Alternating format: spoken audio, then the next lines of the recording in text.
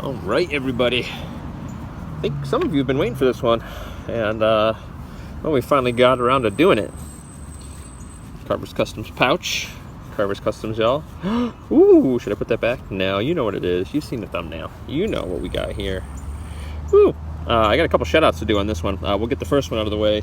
Probably an unexpected shout out. I want to shout out, I think it was No Mind 7. He said something along the lines of, "Stop moving around, you son of a bitch, die in a fire." No, he didn't say anything like that, but he did give me some good feedback, and he said stop moving around quite as much. You know, I'm a fidgeter, so that we can see the spinner, and that's a good call. So I think I'm going to show you guys the spinner here in good detail as I can while I do my real shout out to Ryan Esparza, I think is his last name. So big shout out to Ryan. So I picked up a LoopHole on a drop, last week's drop, so about a week ago. And this was really the one that I wanted. I wanted the brass. I kind of wanted the original style with the original buttons. I wasn't so necessarily particular about having the laser etch, the made in the USA, and the LoopHole or LH. In this case, the LH number LH43. The sun's really bright, so I can't tell if you can see that, but I think you guys can. Yeah, there we go. See, LH43. So I put a comment up, and I kind of felt a little bad about being like, oh, let me just get in on this drop and then try to immediately trade. Just even to that, to me, seemed a little shady. But I put the comment out there saying, hey, you know, I got this drop, excited. You know, if only it were brass, it would be perfect. And I was hoping someone would read between the lines. And old Ryan did. He said, hey, do you want to trade? So I got a copper female knurls T4 LoopHole with a new core. And then he traded me for this. So really happy for him, or really happy that he did that, and really thankful for him doing that. So big thanks, Ryan. But also a little story time. You know, I felt bad just about trying to buy one and then immediately trade it for something. So you can imagine how I felt when I saw on the Daily Fidgets buy-sell group that someone had a post that literally said catch and release, which just to me was offensive. Like, I'm going to buy these and then immediately sell them for $10 to $15 more. And, you know, there were people that missed out in the drop. So I think Tim Singer was after a T12 or a T848, which is the 4 and the 8 cutout. So it's still 12, but it's a slightly different cutout pattern. You know, and I just saw him sad that, you know, he missed out in the drop, had it in his cart, got cart sniped, and then here's this asshole. Sorry, strong language. He's probably not an asshole, you know, just trying to make a couple extra bucks. But to me, it just felt wrong. So the old catch and release. So every time I think of catch and release, now I'm going to think of Ryan, and I'm going to think of Charlie Murphy from the Chappelle Show laughing in the Rick James skit. So anyway, shout out to you, bud. Thanks a lot. So yeah, we got the female knurls here, and I really like this. And, you know, especially outside in the sun, I can get some really good light. So a lot of videos I see, you can't really appreciate the detail on this, because when I saw this, it kind of looks like they bumped out a little bit the way they're punched in. And they do, maybe ever so slightly, but it really is, you can see the light reflecting to make it look like it bumps, but it's got these just nice lines. If we look at the edge here, you can see where the female knurling was kind of ground away, but look how even that is. Look how these little dots here are all the same size from the grinding and the sanding being real even all the way around. It's not like some dots disappear and some are bigger than others, or those little lines. That female knurling is good, both on the top and the bottom. It just looks sexy as all hell. So let's talk about the spinner though, shall we? So now we can spin it, right? I've shown you the spinner real close. You know, this is secondhand. I know Ryan didn't use it much, but we won't talk about the fit and finish too much. We won't hold LoopHole responsible if we see any blemishes or scratches or dings, though I have heard that being a thing. But, you know, this is a stonewash brass, and you guys know I like to polish things, but the shape and the design and everything else that's going on, I don't think I want to touch this. You know, the way all this effect happens with the lines around the female knurling here, I think trying to polish this would take away from it quite a bit. I just don't think it's necessary. So you've got the button in there. We'll just talk about this real quick because it's not really why you get a LoopHole. But, you know, this is actually a decent kind of fidget style. With that bigger ring, you get a very different spin. And again, if you watch my lunch talks, I think I got something in the bearing yesterday on a walk. It's just got this, it doesn't really feel weird. You get this little extra vibration. It's a little noisier. Ooh, it's a fun little warp, huh? But yeah, you know, and these are the big buttons, so I can't speak to what the cores are like, which most of them seem like they're going to come with the cores now. But the cores seem pretty cool. Rather than unscrewing, they're 2 O-rings, so they just kind of pop in and out. You just kind of force it out, force it in.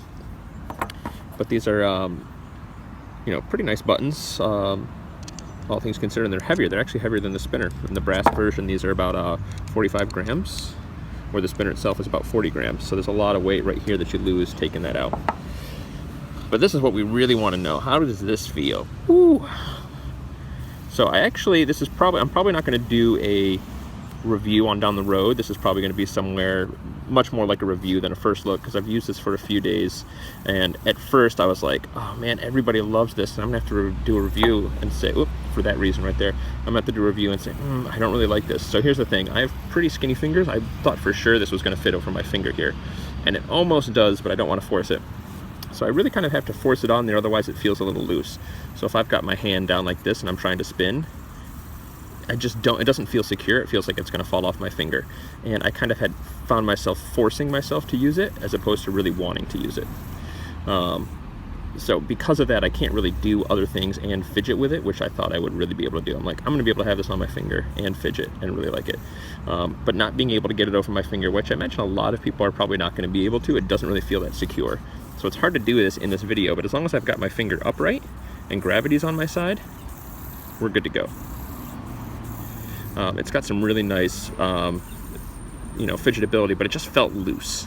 On this finger, however, I don't find that quite as much, and actually watch this. It's a little tight, but there we go, we get it on. And this is really hard with the way this camera's set up, but I can still flick it. If I pull it a little bit closer to the knuckle, that gives me plenty of clearance, and I can just kind of hammer on it here. And it feels good. So I dig the way that feels. And then I still, more often than not, will use it right here.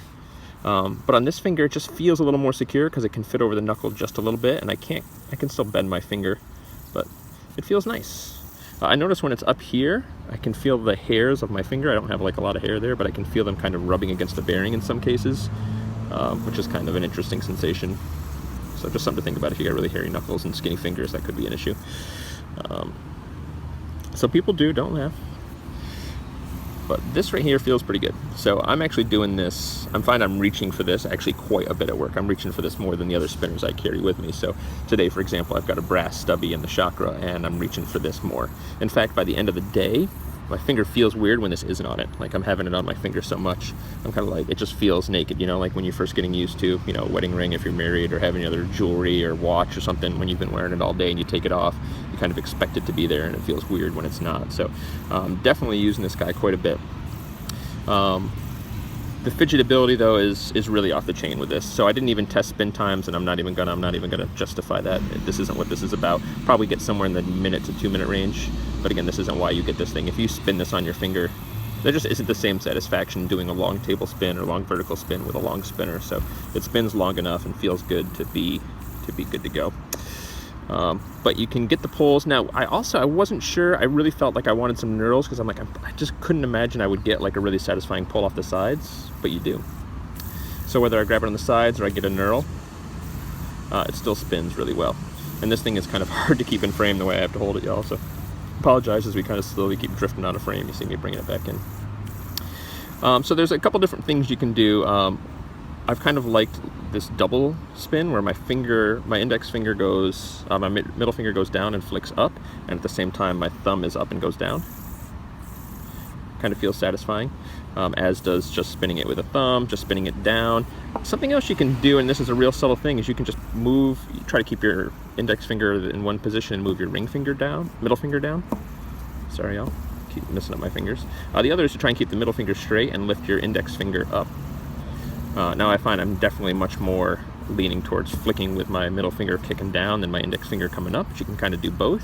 You can certainly put this on different fingers and try and do that same thumb technique with these two different hands. I haven't been using it that way, so my technique isn't really there, but yeah, you certainly can do that depending on the finger, what works for you. The other thing that's kind of neat is just spinning it like this. It's kind of a neat feeling, so doing sort of a two-handed spin and just playing with it with whatever fingers on the other hand. Feels kind of nice, as does rubbing it kind of along your face. I can't really get my face maybe in camera like this, but just doing this sort of a thing. But just kind of doing it maybe along my cheek or something as I'm just kind of leaning on my elbows on my desk. Doing that sort of a thing, or just rubbing it on various, I was going to say body parts, I guess I still will, you know what I mean. But rubbing it along my arm, if I've got my hands in my lap, rubbing it along my pant leg or something like that, just kind of rubbing it along to get a good spin is pretty satisfying. So this kind of changes the game for fidgetability, and it really does satisfy that fidget factor really well. I'm gonna have to try to clean it because I wish it wasn't quite as noisy. But this is really cool just to have on your hand and really forget about and be able to fidget with. Something else that's kind of cool, if you give it a good spin, when I close my finger like this, it actually rubs on the inside of my finger, but it makes kind of a satisfying noise. Kind of like almost like a brush kind of noise. You see that? See how it just dropped off? That's what I keep running into, and that's my biggest negative criticism to this, is it just feels loose and doesn't feel secure. Problem with my fingers as well. My knuckles are kind of big, but the rest of my finger isn't. So you might not have quite as big of an issue because the difference between like right here and right here in terms of what I can squeeze and what actually gets grip is it really quickly tapers real small and just falls off. So you might not have that issue. Again, my hands are slightly unique in their shape and design, so it's the way it was made, y'all. But really enjoy this. It doesn't really work for me on the thumb. I got a really wide, you know, my thumb's flat but really wide, so I get like a really weird feeling trying to push it on there, and it just really doesn't feel secure. It feels like it wants to come off. So I know a lot of people may use it on their thumb, but I can't get it over this knuckle, and to me it just feels like it's gonna fall off, and I have more anxiety about dropping it than I do about enjoying spinning it. So for me, it's really this left finger and just jamming on it a lot of different ways. So the LoopHole, initial impressions, I was almost like, man, I'm not gonna like this. I gotta do a negative review on something everybody loves. What are we gonna do? Hobby Timmy's not about being negative, but in the end, using it a little bit, stick with it for a little bit, and it's definitely a game changer. So, and I've let a few people in the around the old office space use it, and yeah, they thought it was really cool as well. So it is definitely a very cool, unique spinner. It's fun to show off. It's easy to get out, even if you're just wearing it on your finger like this. If it does fit over your fingers, you can kind of walk down the street pretty discreet. No one's really going to notice. I mean, if you're really fidgeting with it, they'll notice, but that doesn't really look like a, you know, spinner, so you can be discreet about it if you need to. So yeah, LoopHole gets the old Hobby Timmy double thumbs up. This thing is sweet. It is all it says it is. I might have to try out a couple of the ring spinners to see what's going on. I've got a Steel Flame clone coming in that will, you know, something I won. So I'm not totally for clones, but I'm not totally against them and opposed to them and go run screaming for the hills. So we'll probably check that out and see how we feel about other ring spins. So let's do a table spin. Oh. All right, y'all. I'm outie. 5,000. Peace. Oh, wait, no. Kisses. Something. I'll see you tonight. Bye.